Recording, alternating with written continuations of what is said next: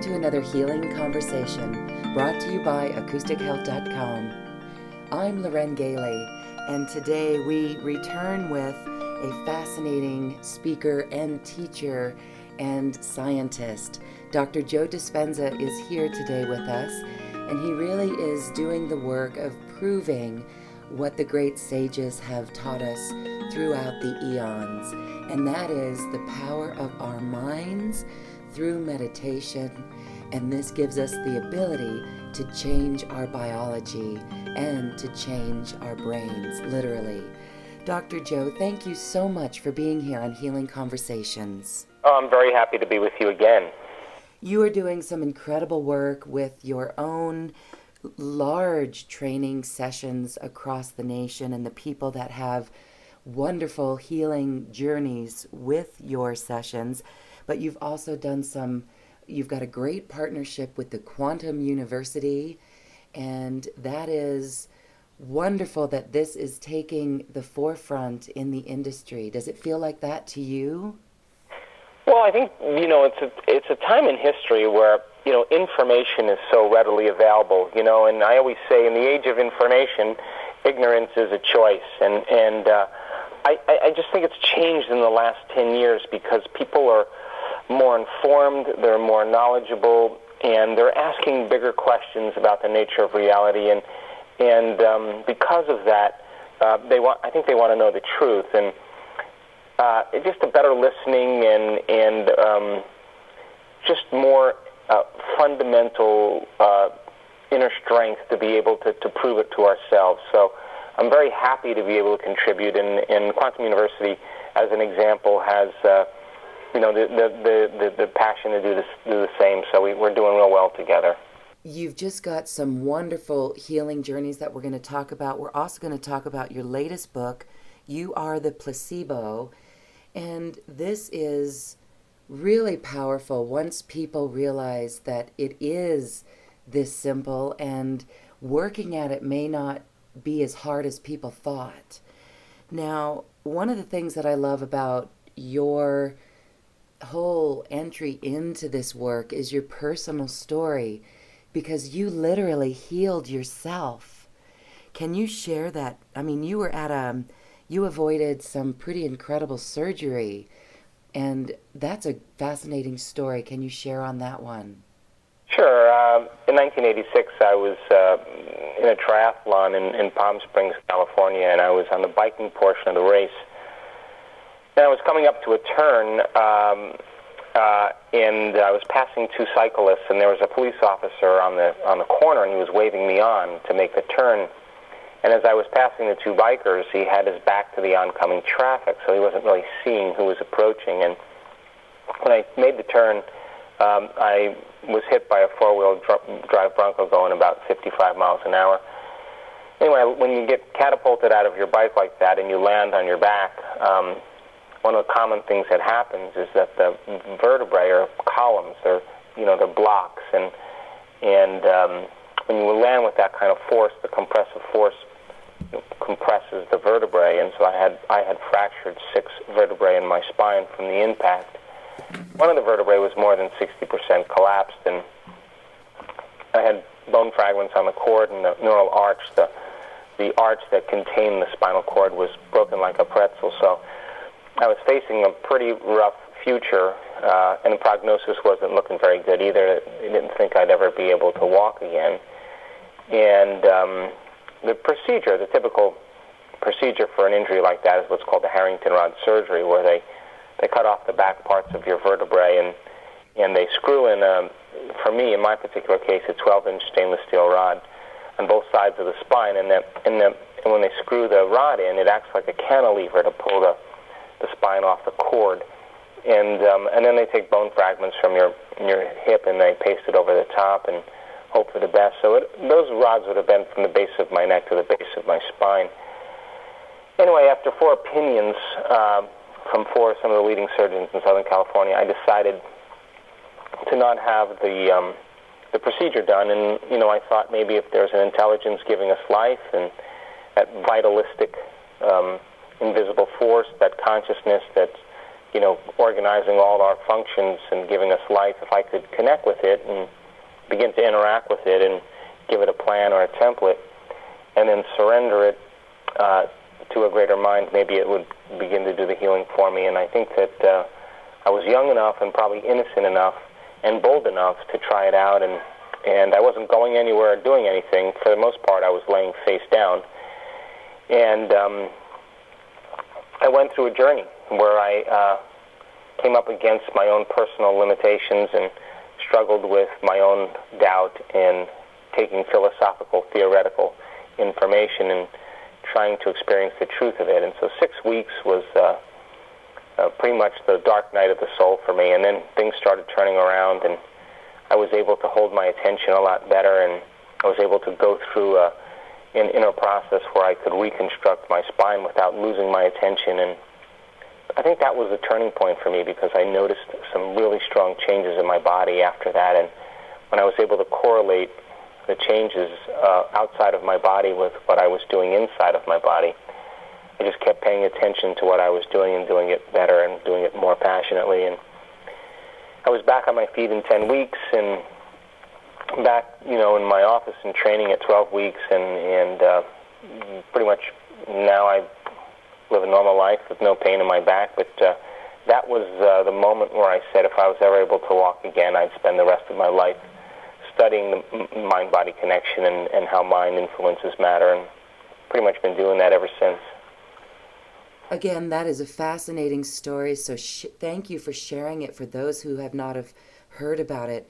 How incredible. We can fast forward here to 2014, and now your work is literally showing the changes in the brain. This is through the brain mapping studies that you've done.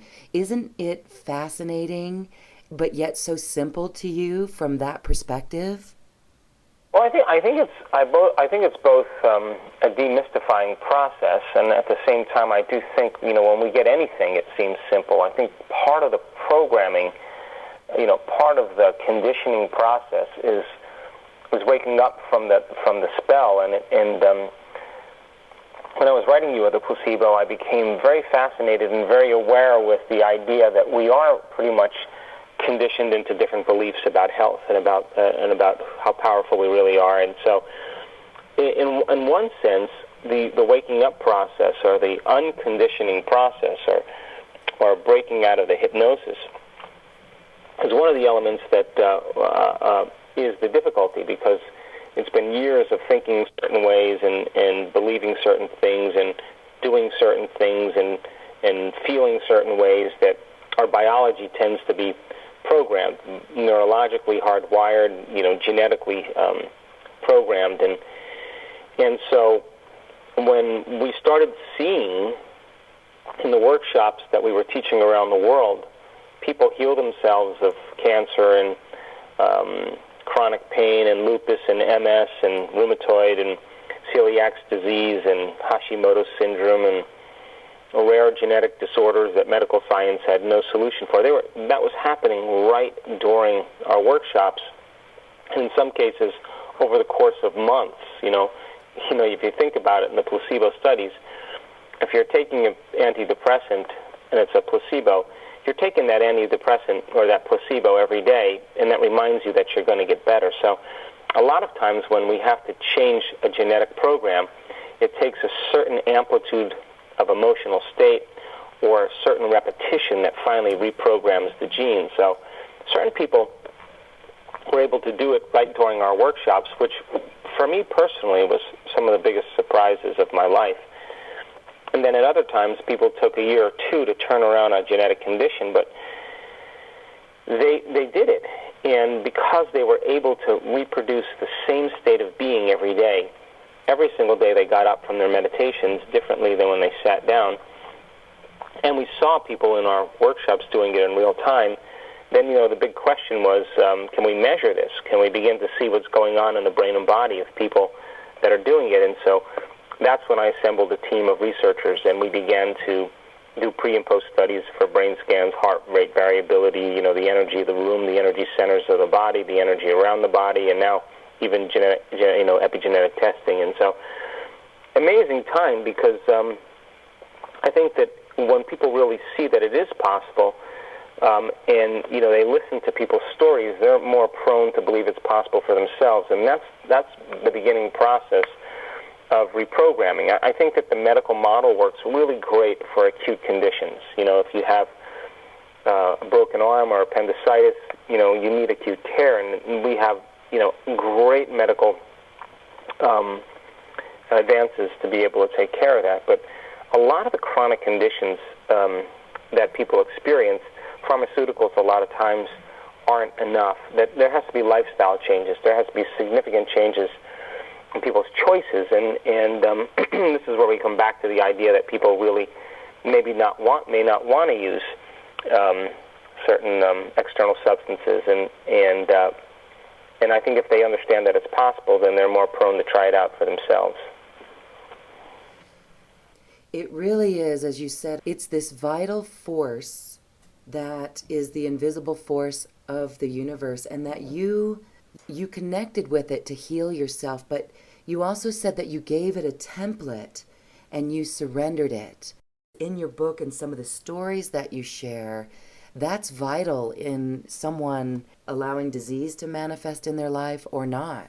There's the reductionist mechanistic model of health and molecules and circuits and chemicals, and if you really talk or study the science, it really doesn't really happen by charges, and it doesn't happen by attractions of molecules. There's a greater intelligence, an invisible force that's organizing all of that. Even a cell has between 100,000 and 6 trillion functions per second in a cell, and Fritz Popp's work shows that some of the communication happens faster than the speed of light. Well, if it's happening faster than the speed of light, then it's happening in the quantum. So the mechanistic model is about fixing broken parts or taking out pieces or trying to find a way to make molecules and chemicals work together. And that works really well for a certain point. But when we're talking about a verifiable healing now, then this neo-vitalism, this idea of this quantum interaction for health. I mean, even if you were to explain how a cut heals, if you were truly to explain it in the most accurate way, you have to bring in the quantum model in order to do that.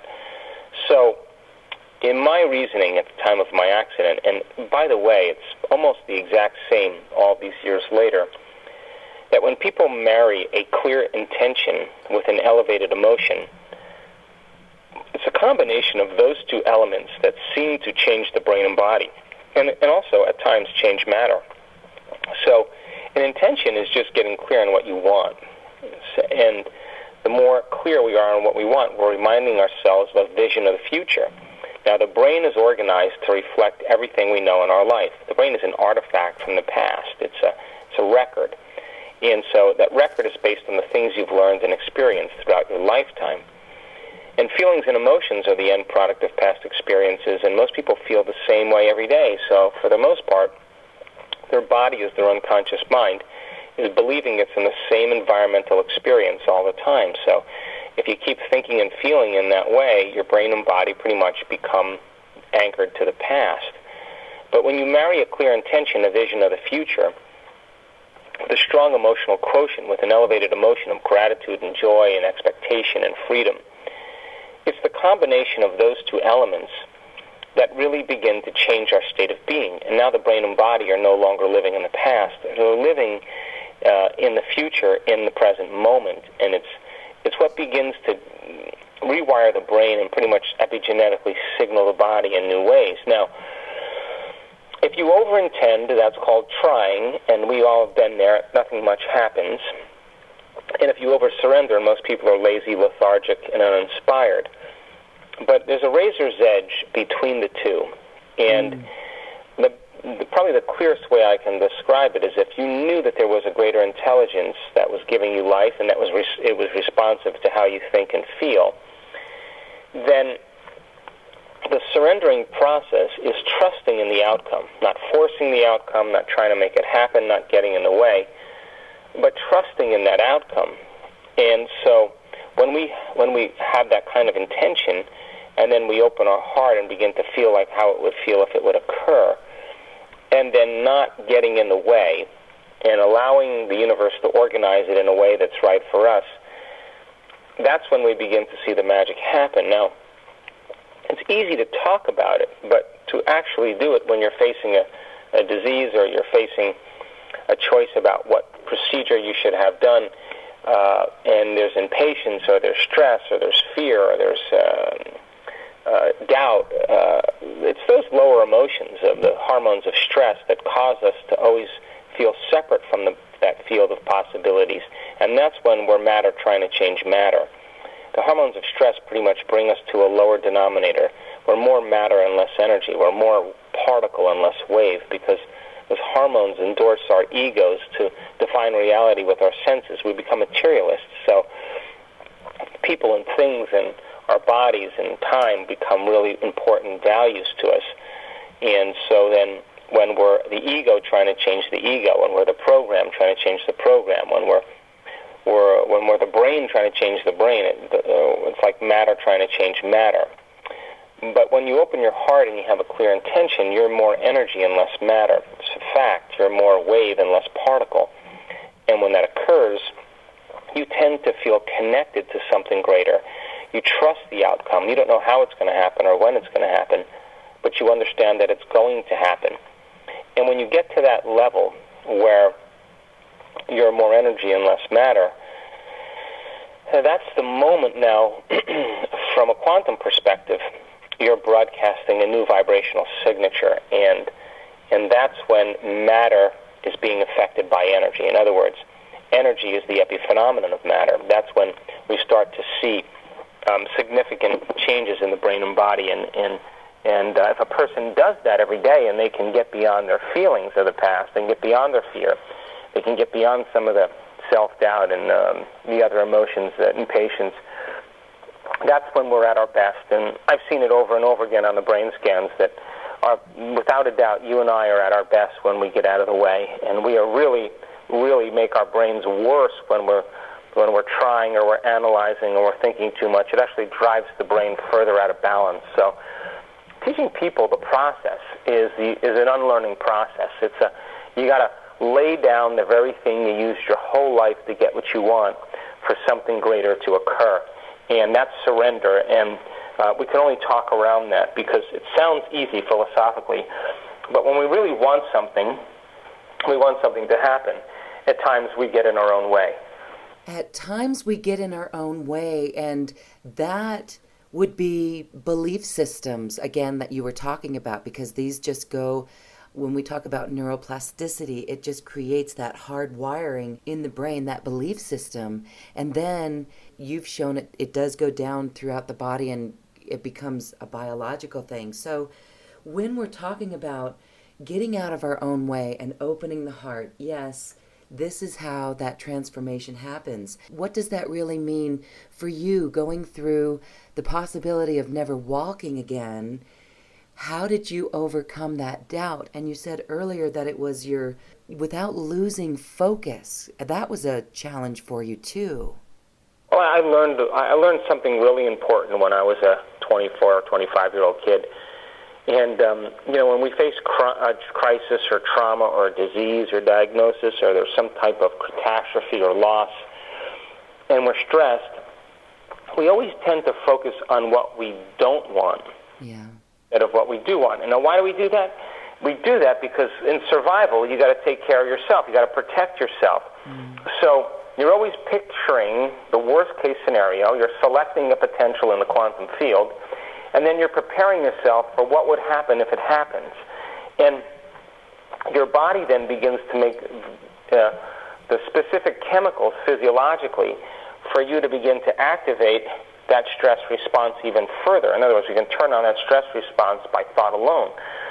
And so I began to realize in my own personal journey that then I would say, okay, this consciousness that's giving me life is a presence, it's an awareness, it's paying attention to me, so I have to be present with it, just like you're present with your friends or your relationships, or you're present with your kids, and you know when people are present with you and when they're not. So I realized that if I was going to interact with this intelligence, then I better be present with it. And so I would start off reconstructing my spine, and then the next thing you know, I'd be thinking about living the rest of my life in a wheelchair, and I'd be like, oh, that's not what I want it to be observing.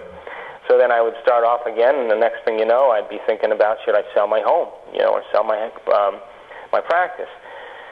And so I'd start feeling, trying to feel my body or feel the pain or whatever. And so that process of attention, of staying with a thought, is really when we develop the most amount of power, because where we place our attention is where we place our energy. And so then when we're thinking about the future, worst case scenario, or we're regretting some experience or memory of the past, we're siphoning energy away from the present moment. And so the more present you are, the more energy you have as a resource for challenging conditions. So I think that when I finally started to go through, and of course then you get angry with yourself because you can't pay attention, and the anger of course makes you more angry, which then makes you less attentive, and you get in this loop, and then you get really frustrated, and that was my dark night of the soul. Yeah. And so it took me 6 weeks to kind of get my mind around how to do that, and it just kept me being, it was tedious, but staying in the present moment and trying to make my way through it. And when I actually went through a whole rehearsal, and in a mental rehearsal, a whole reconstruction and imaging process from start to finish without breaking my focus, it was like hitting a tennis ball in the sweet spot. Something clicked, and that's when I knew that something was right. Now, that process of weighing what I knew at the time and what I was experiencing, what I knew philosophically and what I was experiencing in terms of my injury, with a new paradigm, that change that had to take place was the dark night of the soul, because that's when you have to step into the unknown. That's when you have to be willing to take a risk, and unfortunately, most of us wait for crisis or trauma or to be woken up, to change. And what I teach now is, my message is, why wait? You can learn and change in a state of pain and suffering, or you can learn and change in a state of inspiration and joy. And I think people are more readily interested in the latter these days. Oh, yes, and the changing times. We are supported when we live with an open heart. Have you noticed that lately? Things flow, things are joyful and wonderful. And actually, that's not even a question for you, Dr. Joe, because you're seeing that in your test results. What you said earlier there, when you were in that old paradigm where the programming where, yes, we could go into that fear of working with that, but you had to step into the unknown and embrace that and empower that within yourself. And when we talk about becoming the placebo and the placebo effect there's many beautiful instances in your book about the placebo and how people have died because they thought they were going to die. They were told they were going to die. And likewise, but when we talk about becoming the placebo, you said earlier that where we place our attention, this is where we place our energy as well. And then it's all tied in that direction. This is really an empowerment of people.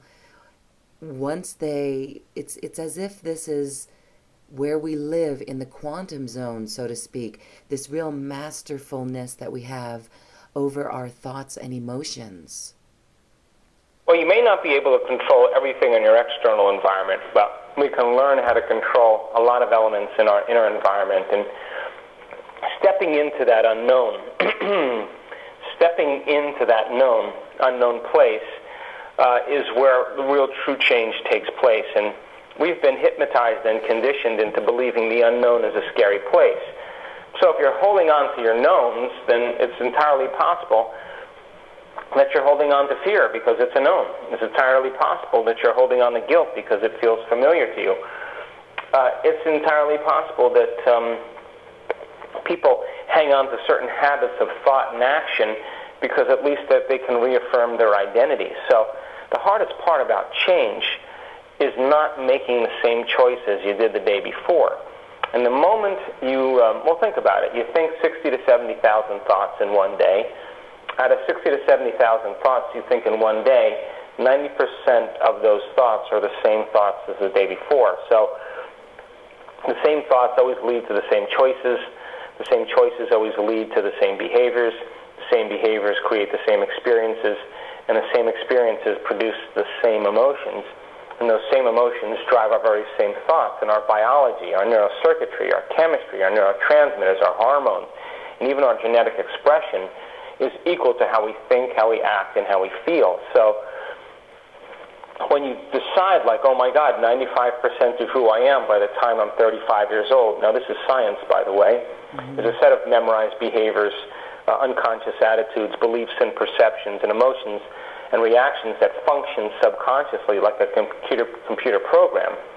And the moment you become conscious of your unconscious thoughts, the moment you pay attention to your habits and behaviors, the more you become aware of how you're feeling, that process really is the unlearning process, and that's when you're no longer the programs, you're actually a consciousness observing the programs, and that's when you begin to objectify your subjective mind. Now, let's just use an example. Let's just say you've been a victim for 25 years, and now you're not going to complain or blame or make excuses or feel sorry for yourself or blame other people or talk about them. You're just going to no longer think that way. You're no longer going to feel that way. You're no longer going to act that way. Well, a habit is when the body becomes the mind. It's hardwired and emotionally conditioned. So the moment you stop doing that, the body is going to crave its certain familiar state chemically and neurologically. And it's going to start sending signals back to the brain, and that's the thoughts and voices that we hear, chatter that we hear in our head. You could say, I'm not going to be a victim and suffer today. The next thing you know, 2 hours goes by, and you start to hear voices like, why don't you start tomorrow? This is a bad day. You're not good enough. You'll never change. If you listen to those thoughts as if they're true, then the moment they slip by your awareness, unedited, or you accept them or put your attention on them, that's the moment that leads to the same choice that creates the same behavior, produces the same experience, all for that familiar feeling we call ourselves. And then we say, oh, this feels right, and this feels good. No, it feels familiar. And so change is an uncomfortable process. And when you no longer make the same choice, you're stepping into the river of change. That unfamiliar place is the unknown. So then when people begin to understand that when you move from the old self to the new self, that you have to cross a river, you have to make a journey. And that unknown, that void, that is the body craving its familiar state. But that is the neurological, biological, chemical, even genetic death of the old self. The old self is actually changing. So people say, well, I don't know, I'm in this place, I can't predict my future, I don't know what's going to happen. Well, the best way to predict your future is to create it. Not in the known, but in the unknown. You're in fertile ground. You're in the place where possibility exists. And when people begin to become comfortable in it, and they start to think about what thoughts they do want to put their attention behind, when they mentally rehearse and plan how they're going to live their day and master that day, the process of mental rehearsal begins to install new neurological circuits. And if they can emotionally embrace what that future is going to be like before it's made manifest, then their body, as the unconscious mind, begins to believe it's in the future reality in the present moment. And they're signaling new genes in new ways ahead of the actual event. Now we're talking about real true greatness. And that's exactly what we saw. We saw people go from the old self to the new self. Now, depending on the person's lifestyle, their emotions, their addictions, depending on their past traumas and everything else, their attention spans, everybody makes their way, and the time they allow for themselves, everybody makes their way at their own pace. But I really don't care how long it takes. It's incidental to me. What matters the most is that people are actually able to do it. So you give someone a sugar pill, you give them a saline injection, you give them some fake procedure, and a certain percentage of those people will actually accept, believe, and surrender without any analysis that they're getting a real substance or a real procedure. And when they accept, believe, and surrender without any analysis that thought begins to program their autonomic nervous system to make their own natural pharmacy of chemicals that matches that drug or procedure they were about to take. In other words, we have our own resources within us. So then do you need the sugar pill, the saline injection, or the fake surgery to move into that same physiological state? And the answer is no, because it's not the external substance that's doing the healing, because it's inert. It's the person's belief that they're getting something. And as they begin to select a new potential in the quantum field, and there's infinite potentials, they select a new reality, they envision that future, and that's called intention, and they begin to get excited, or they begin to emotionally embrace what it would be like. Their body begins to believe it's in that future reality in the present moment, and they're changing their brain neurologically, and they're emotionally conditioning their body, and their body begins to epigenetically change. So then, if you can teach a person how to move into that state of being without any false premise, and you can teach them that they can do that because it's the same exact principle as the placebo. And placebo studies, as I said, show that the person has to take the pill every day to remind them that they're getting better. Then if they remind themselves of that new state of being every day, and they begin to change their state of being because of it, in time we should see them cross that river in the same way. Now, the amplitude of the emotion that they create in their internal process is what begins to knock on the genetic door. So we can activate the gene with very strong, powerful, elevated emotions, or we can consistently cultivate that emotional state, and it's the redundancy that begins to, over time, program the gene to turn on. And just like the gene was turned on and programmed from the mismanagement of their internal and external environment, then it may take some time to turn that gene off and turn on a new gene. And as I said, people are doing it, and it's really inspiring to see. Yes, that we can turn off genes and we can turn them back on again. So it really is the end of victim consciousness as well once we get out there. So it is self-mastery, as you mentioned. But the acceptance and the surrender and the belief, it's being proven. It totally is pretty magnificent. Again, you called it the real true greatness, this mental rehearsal that we have. So it is that simple. This recipe is a meditation, and it's just that repetition, because that really does change our brains. And if we can get out of our own way with our thoughts, that's a beautiful thing as well. So now, any stories that you want to share about some of the most magnificent healers or healings that you've witnessed? Well, I've seen so many. Let's see, I'll pick a current one since I just got back in the country. There was a woman who is from Holland who was at one of our European events just recently. And she stood on the stage and told a very, very empowering story that I thought was really fascinating. A few years ago, she was living just a totally normal life. She has children and a husband, and at the time, and she was in the shower getting ready for the day, and her husband, said goodbye to his children, and then left the house and never said goodbye to her, and went to the tallest building in Amsterdam and jumped off the top of the building. Now, that event produced some very strong stress hormones. And remember, the definition of stress is when your body's knocked out of homeostasis.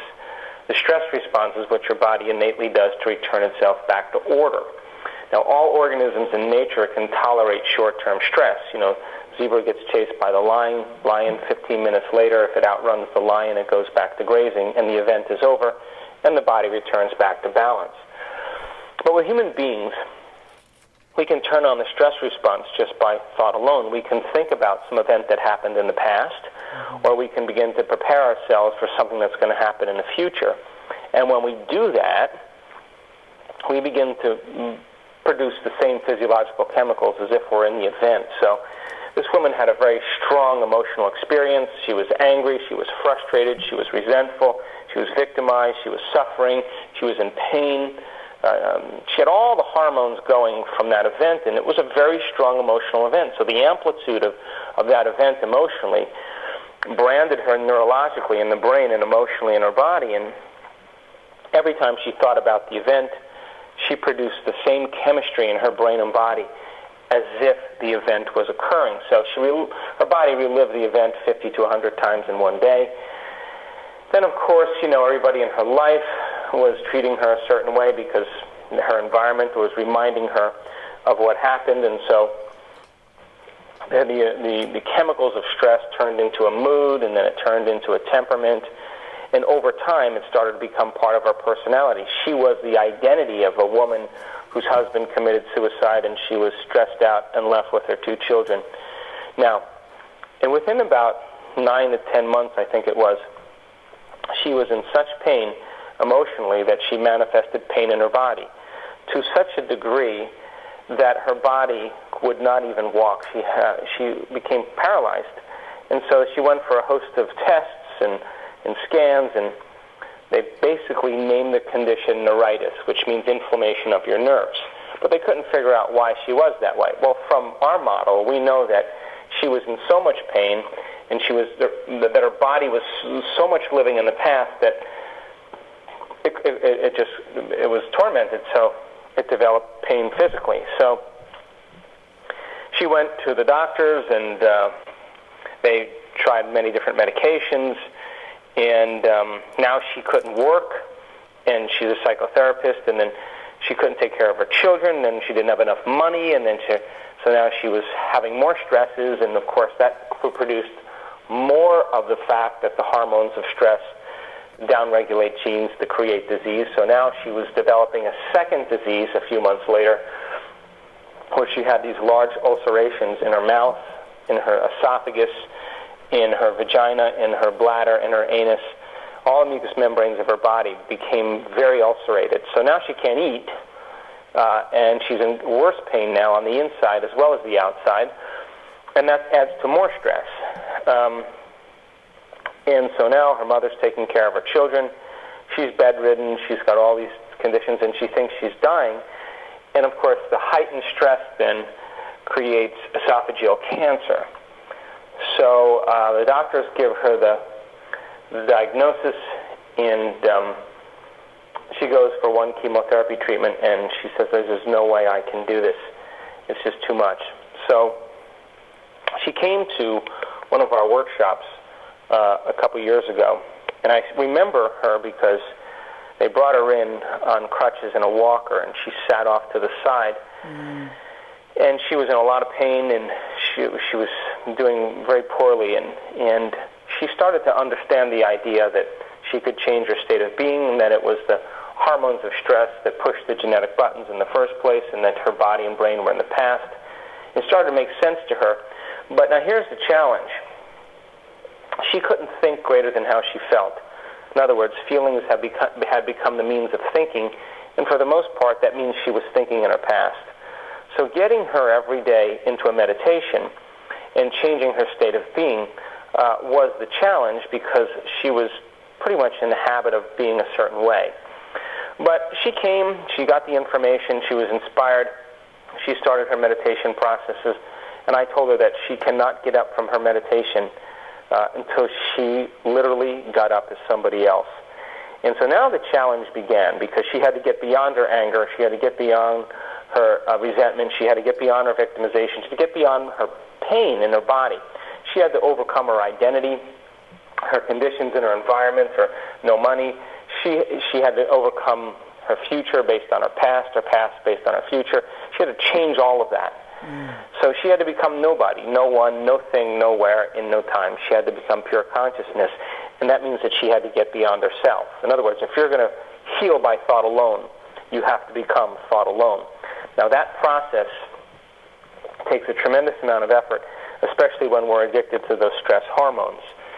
So she began the journey, and I had a more advanced progressive workshop in New York that she flew into, and I had a group that was really, really mature and very willing. And I pushed that group way beyond where they would normally go. And she had a breakthrough in that event, and it changed her. And at the end of the event in the last meditation, she saw herself standing in front of an audience telling her story. She didn't create that. She just downloaded a vision. So she committed after that event to doing the meditation every day and not getting up until she was in love with her life. Now, if you think about it, she had no reason to be in love with her life. She had no reason. Nothing in her environment was reminding her that there was possibility. Her body was sick. There didn't seem like there was any hope in her future. But she wasn't defining reality as materialist. She was defining reality as a quantum mind. And so she kept moving into a new state of being every single day, and she got up from her meditation in love with her life. And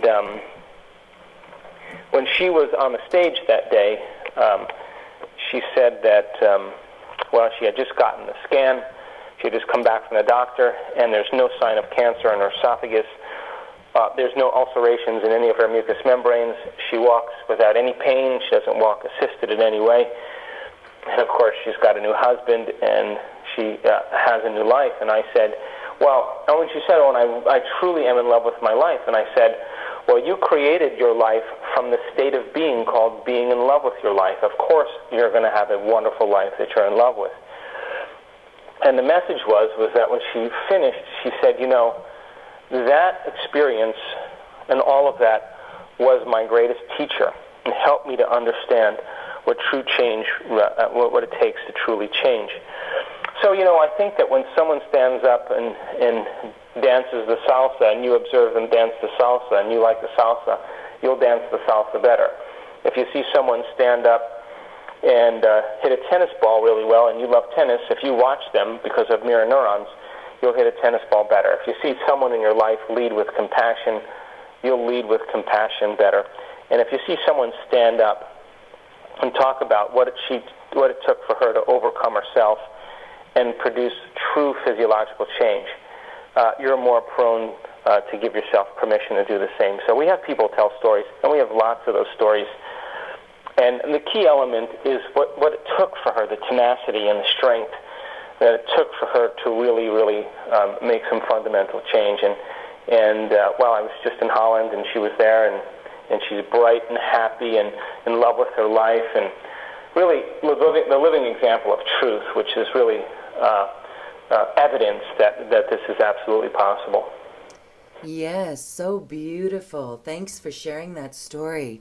This is how we change the world, actually, as we change ourselves and lift our vibrations. As you said earlier, it broadcasts a new signal out, and it makes it easier for others to change simply by being in that state of being that you called loving your life.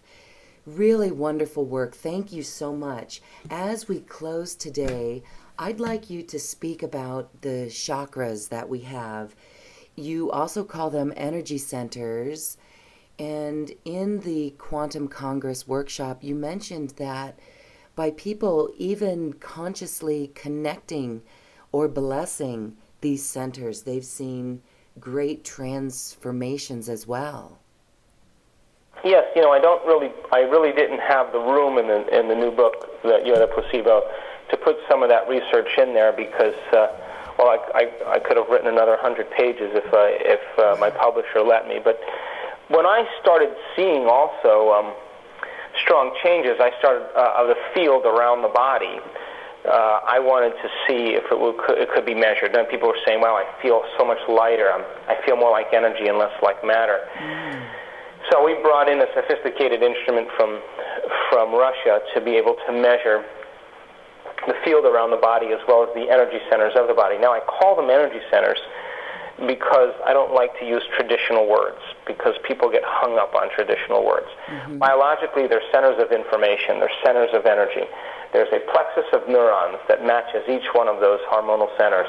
So there's a hormonal gland and a plexus of nerves. And when you have a plexus of nerves together, you have a mind. So there's a mind for the first center. There's a mind for the second center. Trust your gut. a mind for the third center, a mind for the fourth center, open your heart. These are all centers of consciousness and centers of energy and information. And so if you can rest your awareness in these centers and the space around these centers, and we do that a lot in our workshops, you're creating a coherent field around that center. Now, all disease is a lowering of frequency according to my model of quantum. And it's an incoherent pattern in the flesh, and that's what causes a disintegration in information. So if you lay your awareness in these centers and you bless these centers for the greatest good, we have seen people heal themselves in our workshops as well. So I wanted to measure it. And so we have so much data on this that you can actually not only align these centers, make them work better with each other, but you can actually make them more robust and more healthy, more energy in those areas. So people's energy tends to be scattered, it tends to be off, the energy is limited, and then 40 minutes later you see them go in and make these changes, and you remeasure, and they're just wonderful and aligned. So I said to this researcher, how do you do that? How do my students do that? How were they able to do that?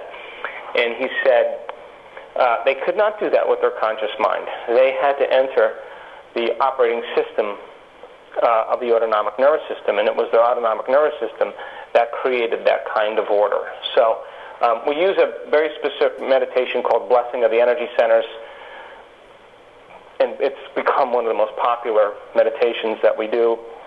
We have it on CD now. People love to do it in the morning, and it's a great way to align yourself to more balance.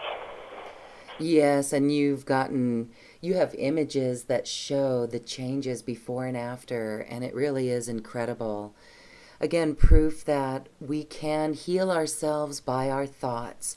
It's our thoughts and our beliefs that get us into these predicaments, and it's our thoughts that will heal us. Is that simply said? It's our thoughts and feelings, I would say. And how you think and how you feel creates your state of being. So change your state of being by thought and feelings, and you change your personality. You change your personality, and of course you change your personal reality. The disease exists in the old personality. It doesn't exist in the new personality. Yes, thank you. So very wonderful words. It is quite the journey, and it's quite a focus, and it's a journey of self-mastery and self-healing. So thank you so much, Dr. Joe, for being here. You've got a special offer on this page that we appreciate you for. And I'd like to close by asking where across the nation you'll be this year. Oh, boy, let's see. I just got back from Switzerland. We had an amazing event in Basel. I was with a great group of people, large group audience, totally amazing. Let's see. I'm in Seattle this weekend, and after that, I'm in Vancouver for I Can Do It event with my publisher Hay House. Then I'm in Mexico City the weekend after that for a large event there, and then from there I'm in Toronto, and then from Toronto I fly to Australia and do a series of events in Australia for 2 weeks, and then to Washington, D.C., and then from Washington, D.C. to, let's see. That's amazing. Vancouver again. Wow. All over the place. Yeah, you're a global, you're getting the work out to the world. Congratulations, so wonderful. That is amazing that you've remembered all of that and where you're going. And kudos to you and your team. I just looked at the calendar last night. Oh, good. You memorized it, yes. Well, wonderful. Thank you so much for being here. And any last message that you'd like to share?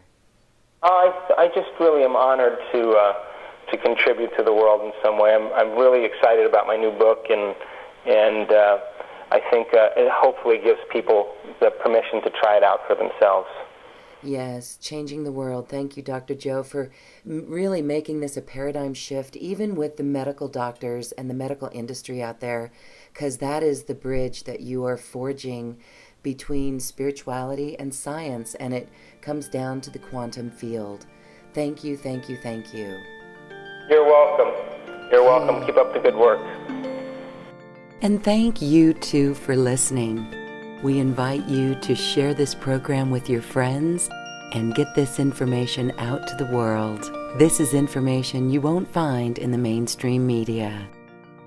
We now leave you with music from the universe, literally created by the universe as mathematical equations were assigned to musical notes.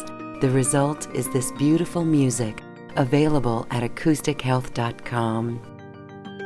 Also, we invite you to take part in our online healing retreats, which feature spiritual teachers with powerful tools that will transform your life.